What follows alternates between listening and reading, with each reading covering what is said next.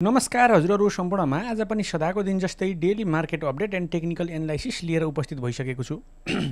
आज पनि बजारमा हेर्नुहुन्छ भने लगभग 6-7 कारोबार दिनदेखि चाहिँ के छ त भन्दा मार्केटमा केही नेगेटिभ चलिरहेको छ हैन। यो एकरो किसिमले मार्केट घटिरहँदाखेरि चाहिँ लगानीकर्ताहरू धेरै प्यानिक भएको पनि देख्न पाइयो र यो पहिलाको रेसिस्टेन्टको एरियामा जब रिटेस्ट हुँदै आयो त्यो एरियामा सपोर्ट लिन सकेन र 2 कारोबार दिन नै मार्केटमा गिरावट भएको छ र अब टेक्निकली वाइज फर्किँदाखेरि यो रेसिस्टेन्ट कुन हुन्छ र स्ट्रङ सपोर्ट कुन मानिन्छ र अब एउटा पुल ब्याक त आउँछ हैन। मार्केटमा एकरो किसिमले घटिरहँदा स्ट्रङ सपोर्टलाई ब्रेक गरिसके पछाडि त्यसको पुल ब्याक चाहिँ पहिलाको सपोर्टसम्म चाहिँ पुग्छ के हैन।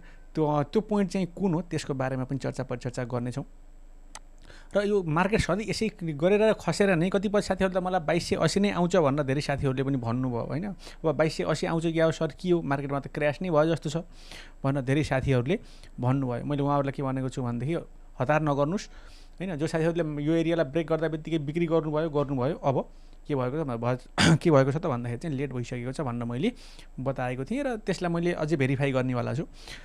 र अब बाई गर्न जो साथीहरूले बाई गरिसक्नु भएको छैन उहाँहरूले कति बेला बाई गर्ने र अब जुन साथीहरूले हिजो र आज बाई गर्नुभएको छ हैन यो एरियालाई भन्दा बिलो आउँदाखेरि पनि कतिपय साथीहरूले बाई गर्नुभयो होला उहाँहरूको चाहिँ स्टप लसको एरिया कुन एरिया हुन्छ त्यसको बारेमा चर्चा गरौँला। फ्लोर सिट अनुसार के देखिन्छ, टप 10 ब्रोकरहरूले के गरे, त्यसै गरी टेक्निकली वाइज सामान्य अपडेट र तपाईले गरेका कमेन्टहरूलाई पनि म लिनेछु है त। त्यसैले गर्दा आजको भिडियो एकदमै इम्पोर्टेन्ट हुनेवाला पनि छ। तपाईले भिडियोलाई पुरा हेर्ने प्रयास गर्नु होला र अझैसम्म हाम्रो च्यानललाई सब्स्क्राइब गर्नुभएको छैन भनेदेखि चाहिँ तपाईहरूले च्यानललाई सब्स्क्राइब गर्न सक्नुहुन्छ किनकि तपाईहरूले शेयर बजार रिलेटेड भिडियोहरू, कम्पनीको आइपिओ, एपिओ, टेक्निकली र फन्डामेन्टली वाइज एनालाइसिस, पोस्टहरू, शेयर बजार रिलेटेड भिडियोहरू अथवा शेयर बजारमा आधारित भिडियोहरू हेर्न चाहनुहुन्छ भने सब्स्क्राइब गरिदिनु होला, भिडियोलाई लाइक गरिदिनु होला, जस्तो लाग्छ त्यस्तै मलाई कमेन्ट गरिदिनु होला। म सबै कमेन्ट हेर्छु है त। हुन्छ, नेप्सेको सामान्य अपडेट गर्नतर्फ लागौँ। आज सुरुवाती चरणमा सामान्य ओपनिङ भएको बजार सामान्य गिरावट सुरुवाती चरणमै, त्यस पछाडि बन्ने प्रयास, यो एरियालाई ब्रेकआउट गरिसके पछाडि सस्टेन हुन सकेन, त्यस पछाडि एकरो किसिमले के भएको छ त भन्दा गिरावट भएको छ जसले गर्दा आज मार्केट 2719 को एरियासम्म आयो। 3221 पोइन्टमा चाहिँ अथवा 32.21 अङ्कले घट्न पुगेको छ। 1.17% टर्नओभर वाइज हिजोको जस्तै छ।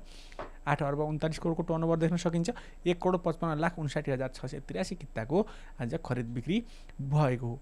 आज मार्केट घट्दै गर्दाखेरि पनि 32 वटा कम्पनीका लगानीकर्ताहरूको पोर्टफोलियो भने बढेको छ। डिक्लाइन हुनेमा 209 वटाको गुम्यो, 3 वटाको जस्ताको तस्तै रहेको छ।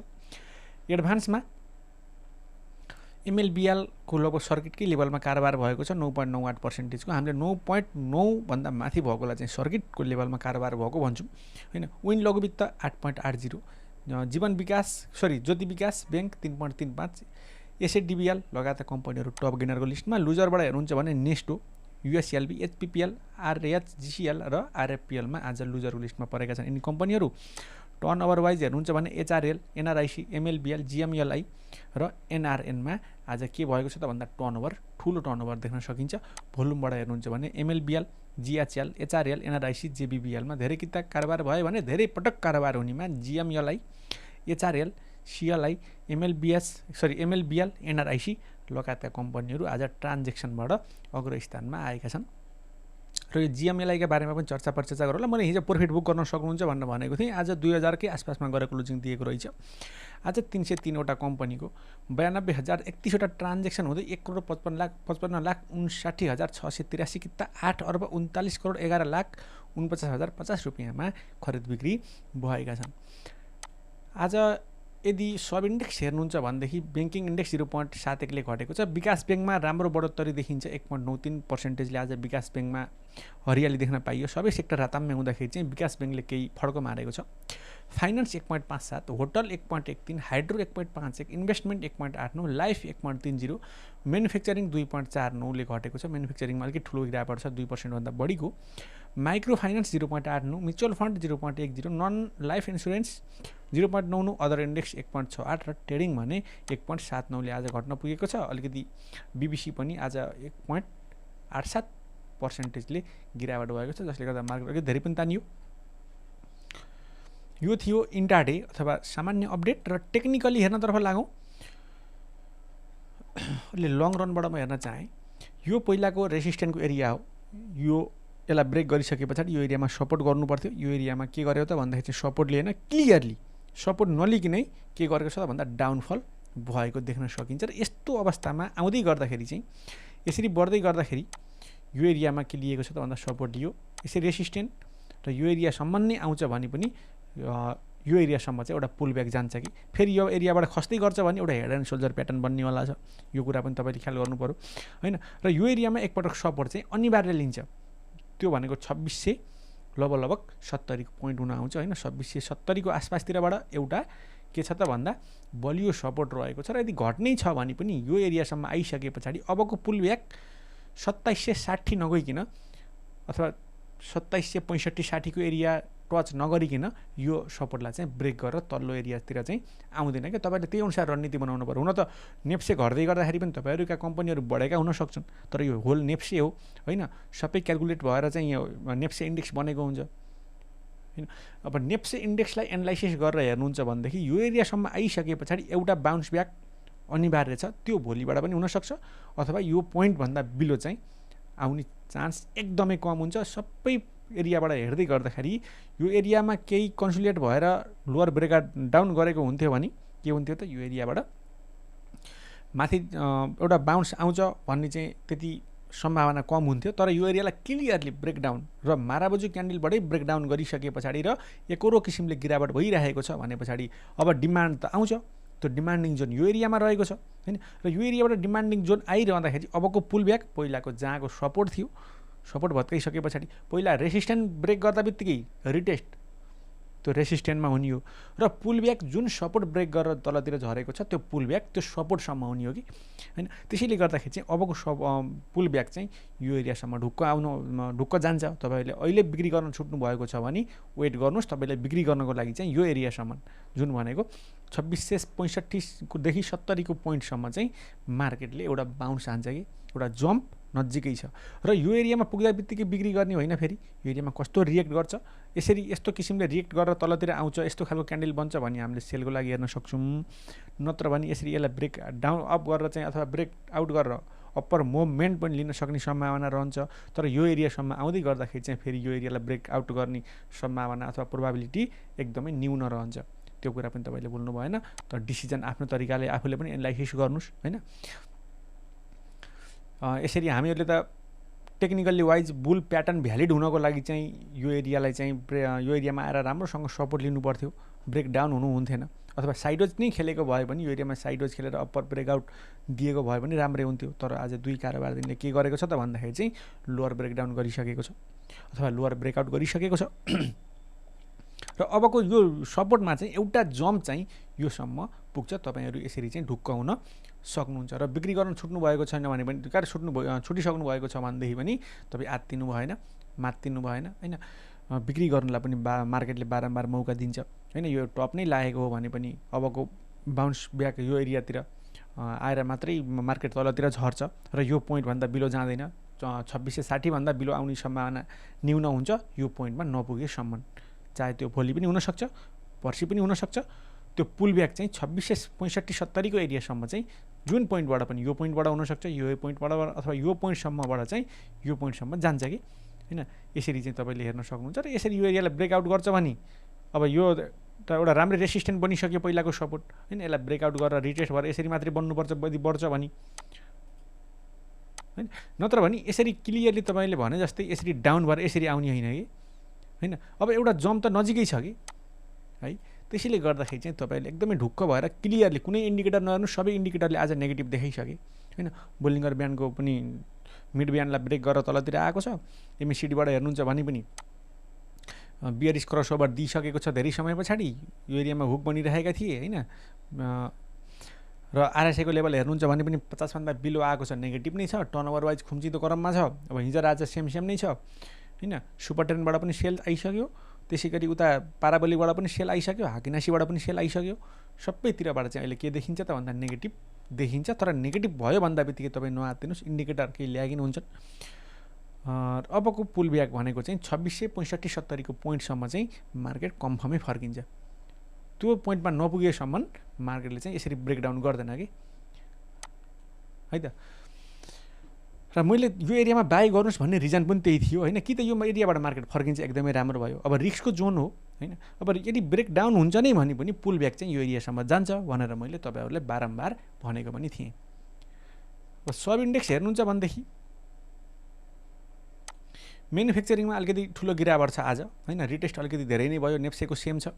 नन लाइफमा हेर्नुहुन्छ भने आज सपोर्टको जोनमा आएको छ, भोलि यसलाई ब्रेकडाउन गर्छ भने यसबाट पनि केही सेल आउने होला, त्यसपछिको सपोर्ट भनेको अलिकति तल छ 12,225। लाइफ इन्सुरेन्स हेर्नुहुन्छ भने रिटेस्ट ठिक्क भइसकेको छ र भोलि पोजिटिभ हुँदै गर्छ भने लाइफले एउटा छलाङ मार्नेवाला छ।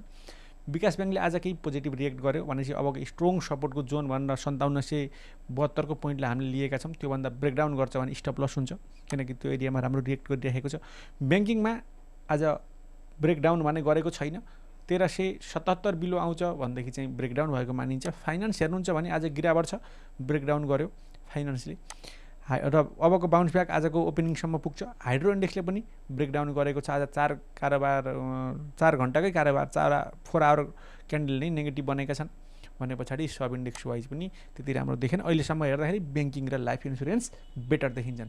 र हाइड्रो इन्डेक्सले हेर्नुहुन्छ भने यो एरियामा सस्टेन गरेकै हो, आवली टाइम फ्रेममा ब्रेकडाउन गर्यो र अबको सपोर्टको जोन हेर्नुहुन्छ भनेदेखि पहिलाको रेसिस्टेन्ट अहिलेको सपोर्ट 3550 अथवा 3555 को एरिया हुन आउँछ है त।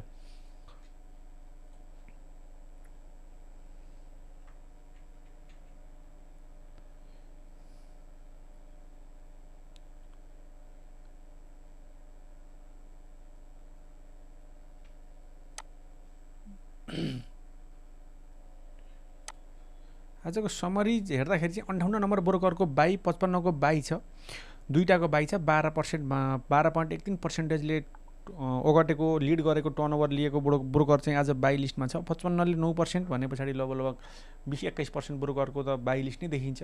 त्यसै गरी 42, 49, 45 45, 34, 57 को आज बिक्री छ, 28 को बाई छ, 56 र 44 को पनि सेल छ। अधिकांश ब्रोकरहरूको लिस्ट हेर्दाखेरि आज स्टप लस गरेको चाहिँ क्लियरली देखिन्छ र स्टप लसमा पनि ठुलो टर्नओभर छैन होइन। स्टप लस लगभग आज कन्फर्मै भएको हो अथवा स्टप लस लगभग फिनिस हुन आँटेको हो कि जस्तो चाहिँ यहाँबाट देखिन्छ। र 58 नम्बर ब्रोकरको आज अधिकतम बाई देखियो 58 र 55।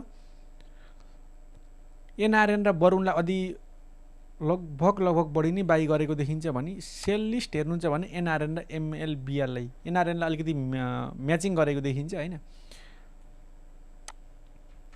55 लाई हेर्नुहुन्छ भनेदेखि आज सेल लिस्टमा र बाई लिस्टमा हेरौँ। बाईमा जिएमएलआई 80%, एनआरआइसी 24%, एमइएल 49%। सेलमा हेर्नुहुन्छ भने जिएमएलआई लगभग 29% सेल गरेको छ, एमएनबिबिएल 22% बिक्री गरेको छ है त 55 नम्बर ब्रोकरले। स्टक वाइज हेरौँ, आज मैले एउटा लिएको छु म्यानुफ्याक्चरिङ लाइफ इन्सुरेन्सबाट जिएमएलआई आइपिओबाट अलिकति माथि पुग्यो यो कम्पनी, सोचे भन्दा अपरेटरहरूले अपरेट गरेको देखिन्छ टेक्निकल्ली पनि। 55 नम्बर ब्रोकरको 80% बाई गरेको होइन 55 नम्बर ब्रोकरको, र सेल हेर्नुहुन्छ भने 29% सेल गरेको छ है त। त्यसै गरी टेक्निकल्ली चार्टबाट जिएमएलआईलाई हेरौँ।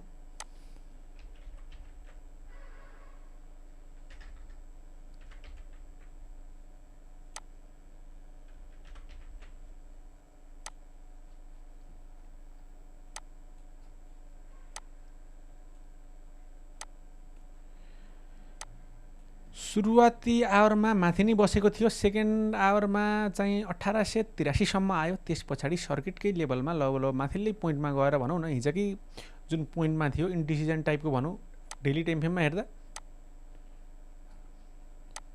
यस्तो खालको क्यान्डल बनेको छ, जुन सुरुवाती चरणमा लगानीकर्ताहरूको एउटा ऊ देखिन्थ्यो त्यो एरियातिर नै गएर मार्केट बसेको छ। तलतिरको स्याडो लामो छ, बढी छैन भने पछाडि तपाईँहरूले बाईको लागि एकदमै सोच्नुपर्ने हुन्छ, किनकि आजको पोइन्टलाई ब्रेक गरेर माथि नबसेसम्म तपाईँले बाई गर्ने कुरा भएन यस्तो खालको कम्पनी। र तपाईँसँग आइपिओ परेको हो भने प्रफिट बुक गर्ने बेला चाहिँ भएको छ है त। 5 मिनटको क्यान्डलमा हेर्नुहुन्छ भने पनि लगभग भोल्युम अन्तिम समय मात्रै आएको छ, नत्र पनि भोल्युम छैन। डेली टाइम फ्रेममै फर्केँ र भोल्युम त्यस्तो किसिमको पनि छैन जस्तो अस्ति आएको थियो अथवा भनौँ न आइतबारको जस्तो भोल्युम चाहिँ आजको भोल्युम छैन। यो दिन पनि मार्केट तानिएकै थियो र अपरेटरहरूले अपरेट गरेको क्लियर देखिन्छ। 55 नम्बर ब्रोकरले होल्डिङ पनि गरेको देखिन्छ। अझै फ्लोर सिटबाट पनि केही होल्डिङ कुन ब्रोकरले गर्यो भन्ने तपाईँहरूको जिज्ञासा पनि हुनसक्छ। जिएमएलआईको होल्डिङ हेरिहालौँ।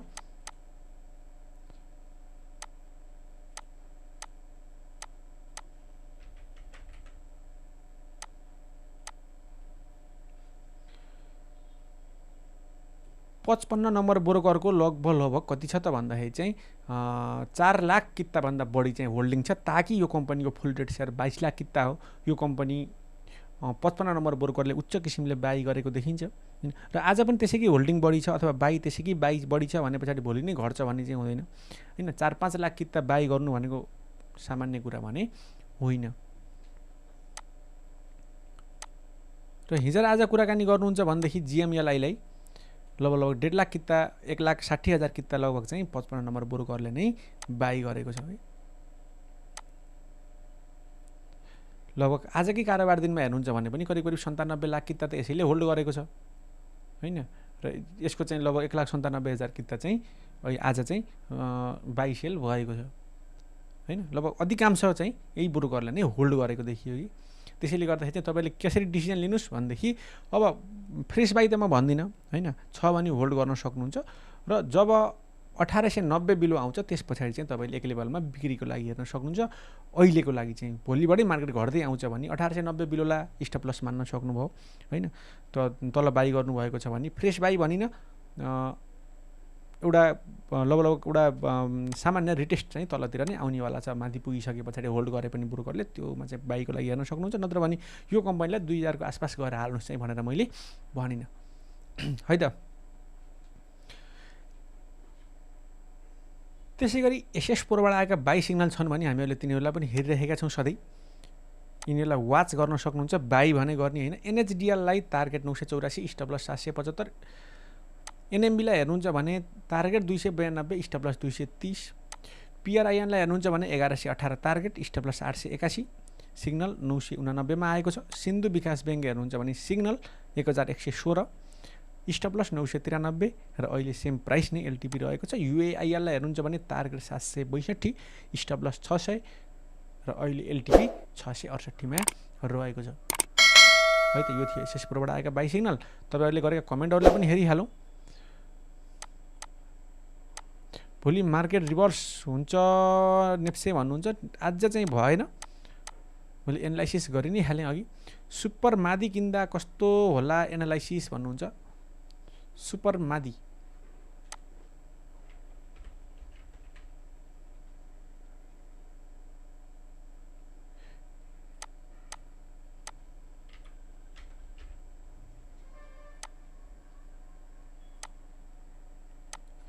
किन्न चाहिँ म यो एरियामा तपाईँलाई सजेस्ट गरिनँ हैन। यसरी जुन सपोर्टको जोन थियो यो सपोर्टमा आएर कहीँ रिएक्ट त गरेकै हो। यो एरिया एउटा स्ट्रङ सपोर्ट थियो।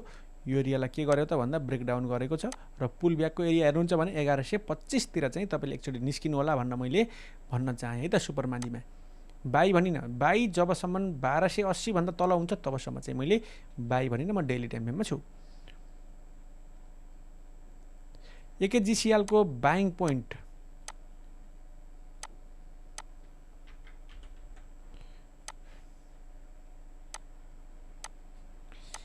तपाईँले एकेजिसिएल भोलि करेक्सन हुँदै गर्दाखेरि चाहिँ भोलि करेक्सन आउँछ भनेदेखि चाहिँ तपाईँले स्ट्रङली अहिले 207 रहेको छ, भोलि त्यो पोइन्टसम्म आउँछ पनि तपाईँले एकदमै वाच गर्नुहोस्। तपाईँले भोलिको कारोबार दिनमा यो कम्पनीलाई बाई गर्ने हो भने 200 को आसपासमा बाई गर्ने र 190 भन्दा बिलो आएर क्लोजिङ दिन्छ भने स्ट्रङली स्टप लस राखेर तपाईँले बाई गर्न सक्नुहुन्छ। 10 रुपियाँ तपाईँको लसेस हुने चान्स छ र रिवार्ड हेर्नुहुन्छ भनेदेखि यसको 250 सम्म पुग्ने सम्भावना छ हैन। त्यसैले गर्दाखेरि चाहिँ तपाईँले यस्ता खालको कम्पनीलाई तपाईँले बाईको लागि हेर्न खोज्नुभयो। हाई क्याप कम्पनी हो। अस्ति यसको राइट सेयर पनि लिस्टिङ भएको पनि छ हैन। त्यसैले गर्दाखेरि चाहिँ तपाईँले त्यो कुरा पनि ख्याल गर्नु होला। यो एरियामा मलाई लाग्छ यो एरियातिर जस्तो लाग्छ मलाई लिस्टिङ भएको हैन। यो राइट सेयर प्राइस एडजस्ट भए पछाडि एडजस्टेड भइसके पछाडि 150 सम्म पनि आएको थियो। त्यसपछिको स्विङ 273 सम्म हैन। र अहिले एउटा साइडवेज भएर खेलिरहेको छ र तपाईँले यो अप्पर मोमेन्ट अथवा अप्पर ब्रेकआउट पनि दिन सकेन। सपोर्टको जोनतिर आइरहेको छ 200 को आसपास go for buy 190 below stop loss. Buying point खोज्नुहुन्छ भने भोलि नै तपाईँको हिट हुने सम्भावना छ। एसपीसी को टार्गेट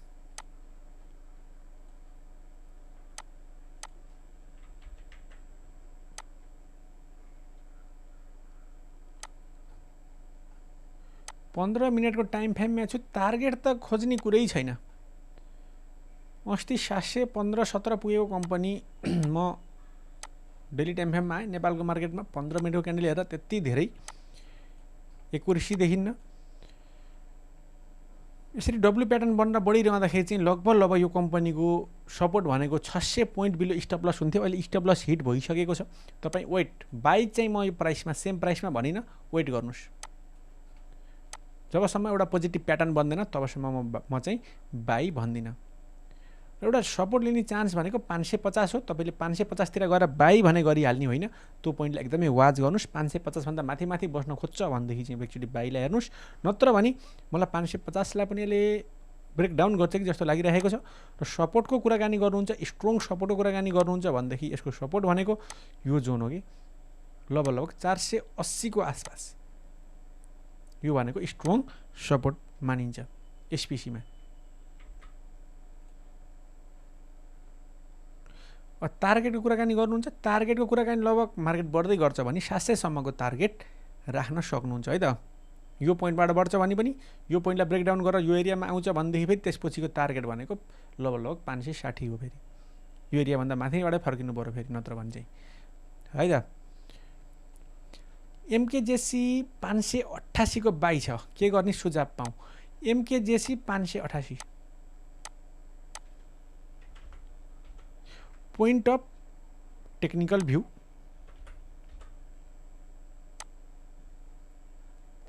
$540 588 को एरियामा गएर बाई गर्नुभएको छ।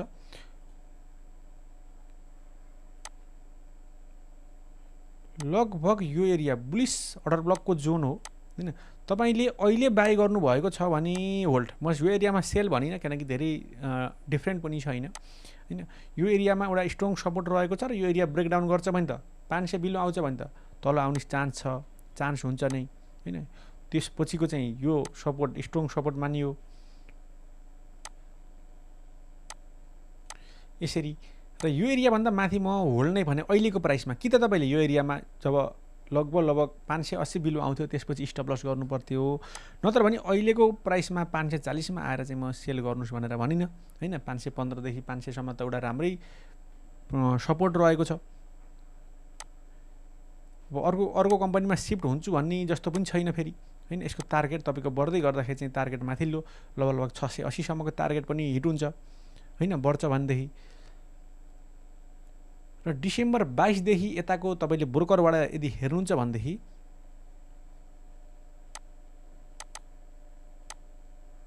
डिसेम्बर 22 बाट आजसम्म यदि हेर्नुहुन्छ भने एमकेजेसी 61,000 किता होल्डिङ गरेको छ 32 नम्बर ब्रोकरले। धेरै किता पनि होल्डिङ छैन। एमकेजेसी को कति क्याप हो?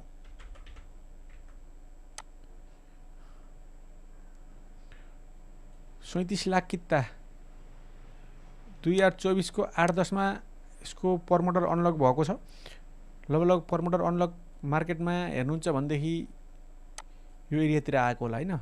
सप्लाई वेट यो प्राइसमा वेट 500 भन्दा माथि छन्जेल चाहिँ तपाईले वेट नै गर्नु होला। तपाईको प्राइस अलिकति माथिको बाई पनि छ है त। 588 भनेको माथिल्लो प्राइस भयो। सेल सिग्नल एकचोटि भ्यालिड चाहिँ भइसकेको हो। स्ट्रङ सपोर्ट भत्काइसक्यो हाम्रो साक्याजी।